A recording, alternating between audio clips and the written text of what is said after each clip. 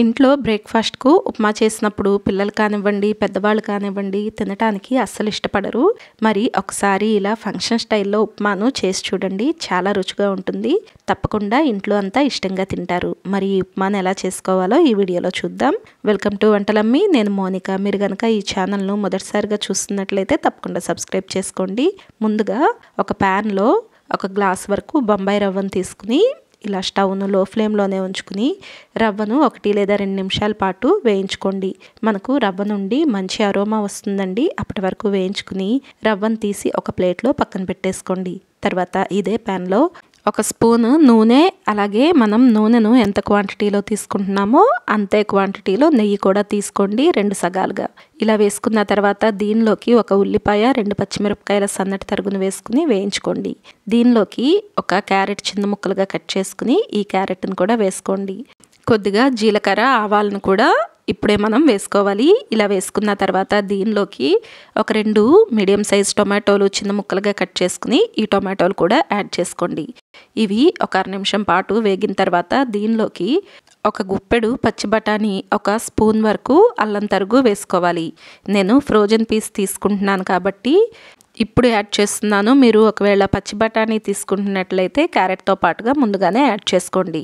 ఇలా యాడ్ చేసుకుని ఇవి కాస్త వేగిన తర్వాత దీనిలోకి కొద్దిగా జీడిపప్పు, అలాగే వేరుశనగ గుళ్ళు కూడా యాడ్ చేసుకోండి. వేరుశనగ గుళ్ళు మీరు కావాలంటే క్యారెట్తో పాటుగా ముందుగానే వేసి వేయించుకోవచ్చు. ఇలా వేసుకున్నా కూడా కుక్ అవుతాయి. ఇలా వేసుకుని ఈ మొత్తాన్ని కూడా 1 నిమిషం పాటు లో ఫ్లేమ్లో ఉంచుకుని కుక్ చేసుకోండి. తర్వాత దీనిలోకి కొద్దిగా కరివేపాకు యాడ్ చేసుకోవాలి. ఇలా యాడ్ చేసుకుని ఒకసారి కలుపుకున్న తర్వాత ఒక 1/2 స్పూన్ వరకు పసుపును వేసుకోండి. ఇలా పసుపు వేసుకోవటం వల్ల మనకు ఉప్మాకు మంచి కలర్ వస్తుందండి. అలాగే దీనిలోకి కొద్దిగా కొత్తిమీర తరుగును కూడా యాడ్ చేసుకోండి. ఇదంతా వేసుకుని ఒకసారి మొత్తం కలిసేలాగా కలుపుకున్న తర్వాత దీనిలోకి వాటర్ను ఇప్పుడు యాడ్ చేసుకోవాలి. ఒక గ్లాసు రవ్వకు వచ్చేసి 3 గ్లాసుల నీళ్లు యాడ్ చేసుకోవాలండి. మీరు ఏ కప్పుతో అయితే రవ్వ తీసుకుంటున్నారో అదే కప్పుతో నీళ్లు వేసుకోండి. దీనిలోకి రుచికి తగినంత ఉప్పు వేసుకుని నీళ్లు బాగా తెరలనివ్వండి. ఇలా మనం వేసుకున్న నీళ్లు ఒక 1/2 నిమిషం పాటు తెరిలిన తర్వాత మనం ముందుగానే వేయించి పక్కన పెట్టుకున్న రవ్వను కొద్దిగా యాడ్ చేసుకుంటూ ఉండలు కట్టకుండా ఇలా కలుపుకుంటూ ఉండండి. రవ్వ యాడ్ చేసుకునేటప్పుడు స్టవ్ను లో ఫ్లేమ్లోకి టర్న్ చేసుకోండి. అలాగే ఉప్మా ఎక్కడ ఉండలు కట్టకుండా చూసుకోండి. ఇలా కలుపుకుంటూ కాస్త దగ్గర పడేంత వరకు కూడా స్టవ్ను లో ఫ్లేమ్లోనే ఉంచుకుని కుక్ చేసుకోండి. మరి దగ్గర పడేంత వరకు స్టవ్ను ఆన్లోనే ఉంచొద్దండి. ఇలా కొద్దిగా దగ్గర పడగానే మీరు స్టవ్ ఆఫ్ చేసుకుని కొద్దిగా కొత్తిమీర తరుగు వేసుకుని అది కూడా మొత్తం కలిసేలాగా కలిపేసుకుని ఒక 1/2 నిమిషం పాటు మూత పెట్టేసి ఉంచండి. మనకు ఈ ఉప్మా వేడివేడిగా తింటే చాలా రుచిగా ఉంటుందండి. మనం రెగ్యులర్గా చేసుకునే ఉప్మా లాగా కాకుండా మంచి టేస్టీగా కూడా ఉంటుంది.